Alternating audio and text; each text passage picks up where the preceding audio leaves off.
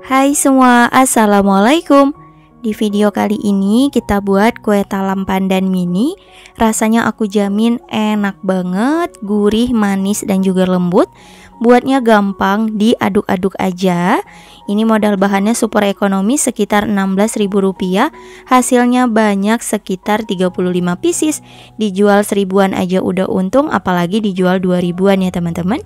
Penasaran gimana cara aku buat dan bahannya apa aja? Yuk simak videonya hingga selesai.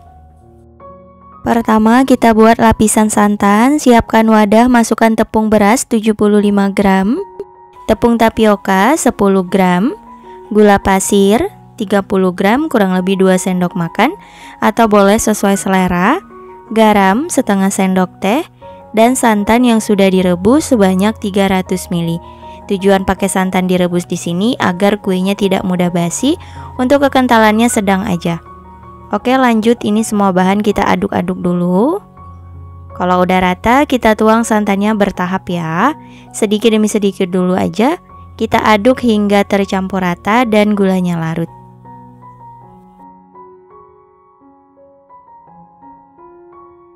Setelah gulanya larut, nah ini udah selesai. Untuk hand whisknya kita sisihkan. Lalu aduk menggunakan spatula. Pastikan semua bahan sudah tercampur rata ya teman-teman. Oke, seperti ini. Lalu adonannya ini disaring, wajib banget agar nanti hasilnya mulus. Jadi nggak ada sisa-sisa dari tepungnya, dari kelapanya. Oke, ini udah selesai untuk adonan yang santan. Kita sisihkan dulu ya. Lanjut kita buat lapisan pandannya. Siapkan wadah, masukkan tepung beras sebanyak 200 gram. Kemudian tepung tapioka 50 gram, garam setengah sendok teh, gula pasir sebanyak 180 gram kurang lebih 12 sendok makan atau boleh sesuai selera, dan santan kekentalan sedang yang sudah direbus sebanyak 800 ml. Jadi untuk satu resep ini aku menggunakan 1 butir kelapa ya teman-teman. Kemudian ini ada jus pandan sebanyak 100 ml. Aku dapat dari 8 lembar daun pandan, di blender menggunakan air sebanyak 100 ml. Untuk jumlah daun pandannya boleh sesuai selera aja. Dan ini kita aduk dulu semua bahan. Kalau sudah rata, kita tuang santannya. Sama ya, bertahap aja, tujuannya untuk mempermudah. Di sini wajib banget menggunakan santan yang direbus. Menurut aku kuenya akan lebih awet dibandingkan teman-teman menggunakan santan yang nggak direbus. Kalau mau pakai santan instan juga boleh, tapi menurutku rasanya lebih enak dan lebih gurih pakai santan dari kelapa murni ya. Oke, ini kita tuang semua santannya. Kembali kita aduk hingga semua bahan tercampur rata dan gulanya larut.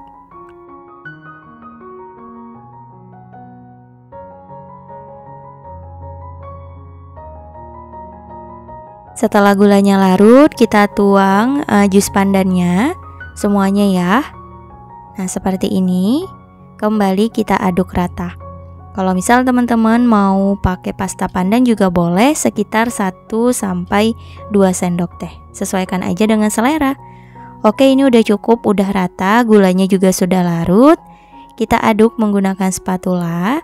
Karena ini warnanya kurang terang hijaunya, tapi aroma pandannya udah dapet. Kita tambahkan pewarna makanan ya teman-teman.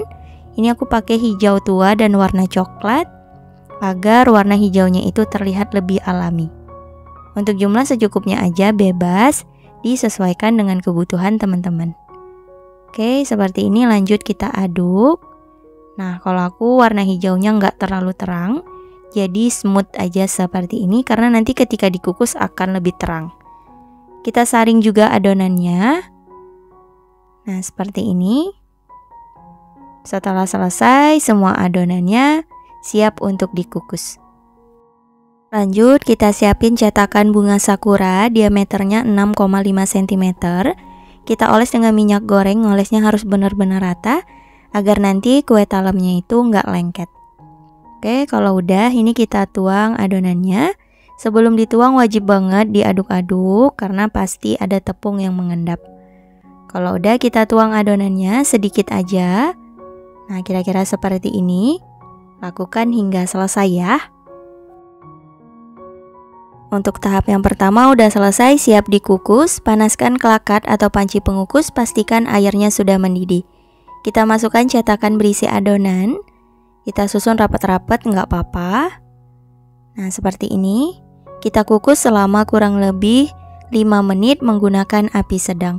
Dan jangan lupa jika teman-teman menggunakan panci yang penutupnya harus dilapis serbet, dilapis ya, agar uap air tidak menetes ke permukaan adonan. Setelah kurang lebih 5 menit, lanjut kita tuang adonan yang hijau atau adonan pandan. Kita tuangnya 3/4 cetakan boleh atau hingga penuh juga boleh.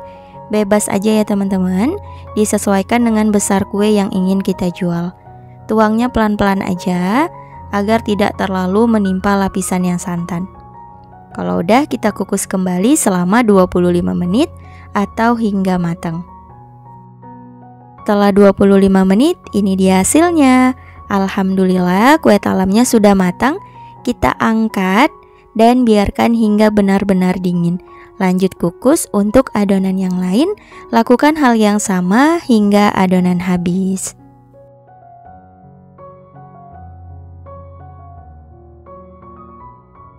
Setelah kuenya dipastikan sudah benar-benar dingin, kita lepaskan dari cetakannya. Karena kalau selagi masih panas, teksturnya akan lebih lembek dan akan lengket-lengket gitu teman-teman. Kalau udah dingin lebih set ya. Tuh hasilnya cakep banget. Ngolesnya yang penting harus rata, insya Allah nggak bakal lengket-lengket ke cetakannya. Ini untuk yang harga 1000-an ya teman-teman. Aku isi adonannya 3/4 cetakan, jadi nggak sampai penuh. Ukurannya juga nggak terlalu besar. Nah, kalau untuk ukuran yang besar, ini aku isi hingga penuh. Seperti ini. Tuh, sama cakepnya ya. Jadi, untuk besaran kuenya disesuaikan dengan harga jual yang teman-teman inginkan. Warnanya juga bagus. Terlihat ya, warna pandannya itu alami gitu teman-teman. Nah, ukurannya kita bisa bedakan. Yang kiri ini lebih kecil dibandingkan yang kanan ya. Harga jual boleh disesuaikan aja. Dan kita bisa kemas menggunakan mika persegi seperti ini. Kalau aku di sini ukuran 7x C. Jika mikanya mau diberi dengan alas daun pisang juga lebih cakep, disesuaikan aja. Nah, di staples hasilnya lebih cantik, rapi dan higienis. Nah, ini dia kue talam pandannya sudah jadi. Masya Allah hasilnya cantik banget dan banyak. Satu resep di sini aku dapat sekitar 35 pieces. Disesuaikan dengan besar kuenya aja ya teman-teman. Oke, kita coba potong. Bismillahirrahmanirrahim. Ini rasanya enak banget. Menurut aku manisnya sudah pas. Pandannya berasa, lapisan putihnya itu gurih, ada rasa asinnya. Ini perpaduan yang pas. Teksturnya itu kenyal dan juga lembut. Enak banget. Wajib dicobain ya. Bisa untuk ide jualan. Untuk ketahanan kue ini maksimal 1 hari aja. Oke, selamat mencoba teman-teman. Semoga berhasil dan semoga suka sama rasanya. Insya Allah kita bertemu lagi di next video. Wassalamualaikum warahmatullahi wabarakatuh. Bye bye.